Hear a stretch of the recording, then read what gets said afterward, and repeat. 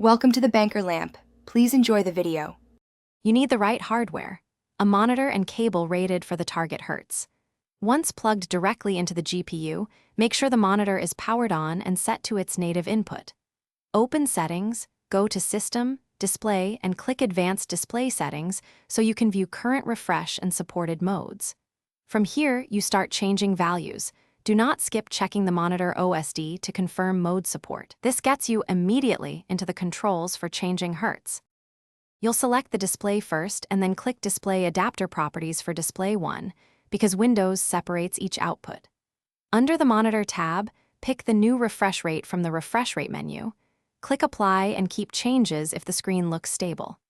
If the rate isn't shown, update GPU drivers and once done, run your GPU control panel to create a custom resolution. Make sure to test briefly after changing and revert on any flicker to avoid damage. Once applied, verify the new Hertz in Windows and on the monitor's on-screen display to ensure both report the same value. You must watch for flicker, artifacts, or blackouts. If any occur, revert quickly to the previous rate and choose a lower Hertz. If the setting repeatedly fails, use your GPU control panel to set safe custom timings or update monitor firmware. One key troubleshooting tip: test with a known good DisplayPort cable and another GPU port.